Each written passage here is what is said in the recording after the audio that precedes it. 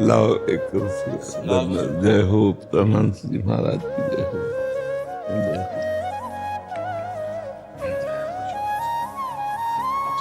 शारदा मैया की विराजमान बहुत। हाँ स्वामी।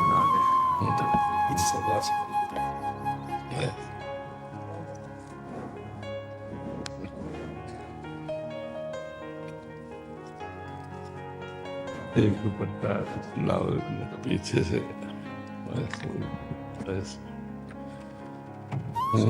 बहुत सुंदर बहुत सुंदर पूरा समाधि। महाराज जी, आप सभी जन रामकृष्ण मिशन में सभी जो रोगी आते हैं उनकी पूरा दिन ही आपका सेवा ही एक धर्म है। बिल्कुल बिल्कुल। हम वृंदावन वासियों के लिए, ब्रजवासियों के लिए मतलब बहुत अमृतमय स्थान है, क्योंकि अगर रामकृष्ण मिशन ना होता तो हम सबको बाहर ब्रज के कहीं ना कहीं भटकना पड़ता। हर सुविधा, हर मर्ज की दवा और जिनके पास अर्थ नहीं उनकी भी व्यवस्था स्वामी जी के इस मिशन में बहुत सुंदर होती है। बहुत सुंदर, बड़ी कृपा है कि हम ब्रजवासियों के लिए ये मिशन जो है एक अमृतमय है। नहीं तो मान लो हमें भागना पड़ता ना। जो अखंड वृंदावनवासी हैं, अखंड ब्रजवास का नियम लिए हुए हैं, उनको अगर शरीर में पीड़ा हुई तो जाना पड़ता ना बाहर। ऐसे सब व्यवस्था है, बड़ी से बड़ी। मान लो डॉक्टर उपस्थित नहीं तो डॉक्टर बुलवा दिया जाता है, हर व्यवस्था कर दी जाती है। नहीं, बड़ी कृपा है, स्वामी जी की बड़ी कृपा है। दो ही दुर्लभ बातें हैं, सेवा और सुमिरन। शरीर सेवा में रत हो, परोपकार, और हृदय सुमिरन में मस्त हो। जो अपने गुरु प्रदत्त साधना है, मंत्र है, नाम है, जो भी सुमिरन पद्धति है, अगर निरंतरता हमारी चिंतन में अपने इष्ट की है, अपने गुरु की है, और शरीर सेवा में रत है, इससे बड़ी कोई तपस्या नहीं, इससे बड़ी कोई साधना नहीं। हाँ, शरीर सेवा में है और अंदर सुमिरन नहीं है तो विकारों पर कंट्रोल नहीं किया जा सकता। केवल सेवा के द्वारा विकारों पर कंट्रोल नहीं किया जा सकता। हमारे अंदर जो काम, क्रोध आदि विकार हैं वो फिर हमको तंग करेंगे।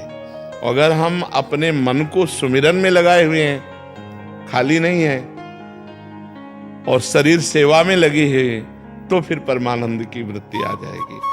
जैसे हम 6 घंटे सोते हैं जब, तो संसार का चिंतन ना होने के कारण ही एक आनंद की अनुभूति होती है। इंद्रियों में ऐसा कि जैसे फ्रेश हो गए इंद्रियां एकदम। 6 घंटे सोने पर, सोने में क्या है, वो तो घोर तमोगुण है।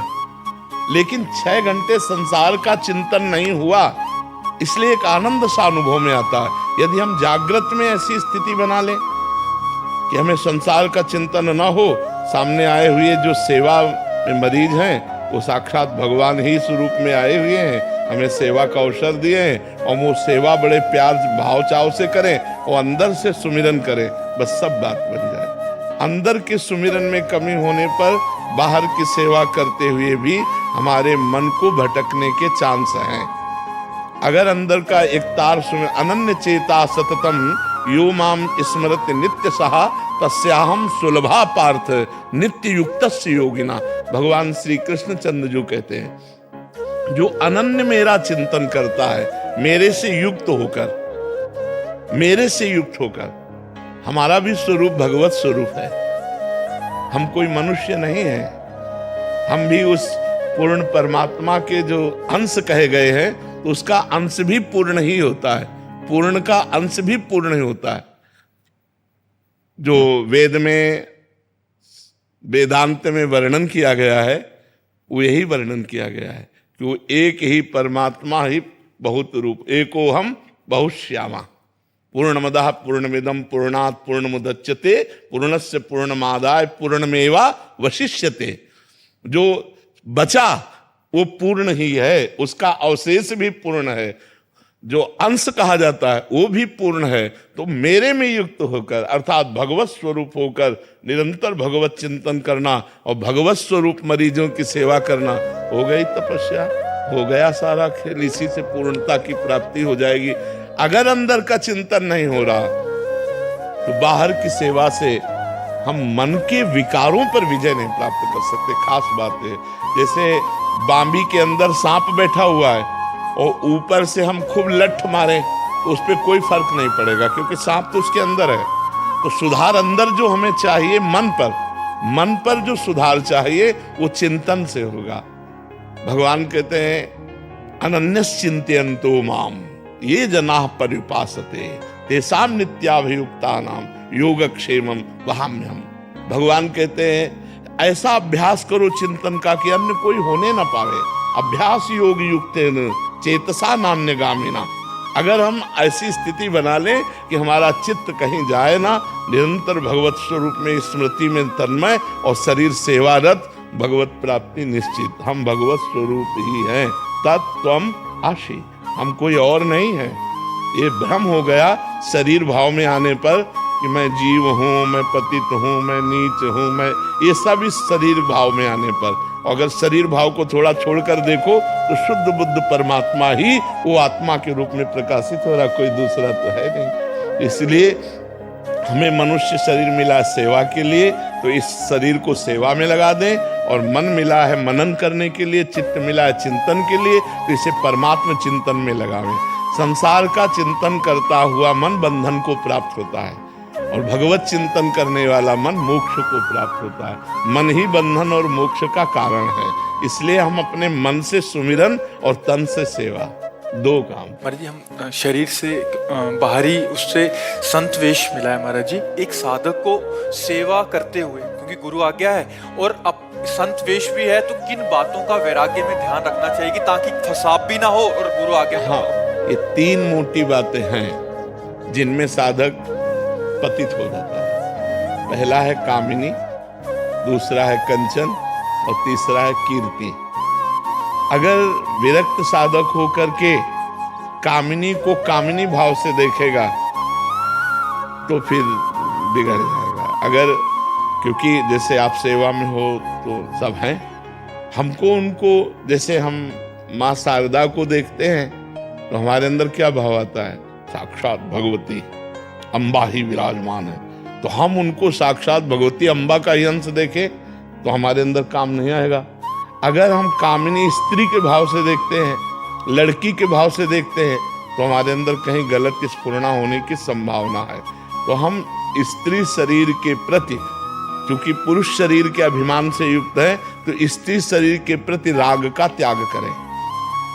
संसर्ग दोष न चढ़ने पावे, साथ रहते हुए सेवा करते हुए भी संसर्ग दोष न चढ़ने पावे, स्त्री राग हमारे अंदर ना आने पावे। दूसरा कंचन, शायद है कि उसकी आपके ऊपर कोई प्रभाव पड़ेगा ही नहीं, क्योंकि वो तो डिपार्टमेंट है। आपको तो केवल सेवा करनी है, रुपया हाथ में तो लेना नहीं है, आपको तो केवल सेवा करनी, तो कंचन से आप बचे हैं।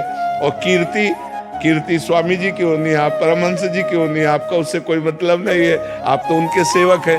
एक प्रधान बात है, अगर साधु अपने जिंदगी में स्त्री संयोग न करे, विरक्त साधु, और कंचन और कीर्ति, इनसे अपने लगाव को बचा ले, तो भगवत चिंतन करते हुए भगवान के स्वरूप को प्राप्त हो जाएगा। मोटी बात है, लोक ऐष्णा, वित्त ऐष्णा, पुत्र ऐष्णा, इससे बचना।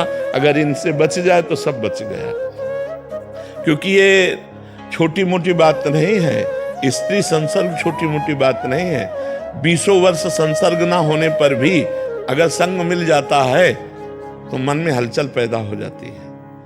या तो भगवत तत्व का बोध हो गया हो, तो जैसे भुने हुए चने को खेत में बो देने पर फिर अंकुरण नहीं होता, ऐसे परमात्मा प्राप्त अंतःकरण में किसी भी तरह की भोग स्फुरणा नहीं होती।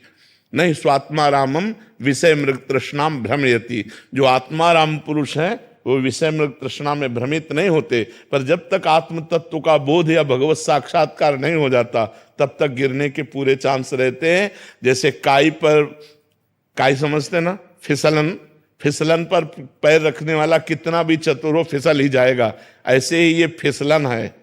इन फिसलन के संसर्ग में रहने पर यदि भगवत चिंतन में चूक पड़ी तो फिसलना हो ही सकता है, बस इसकी बचाव की बात रखे तो बस सब और मंगल है।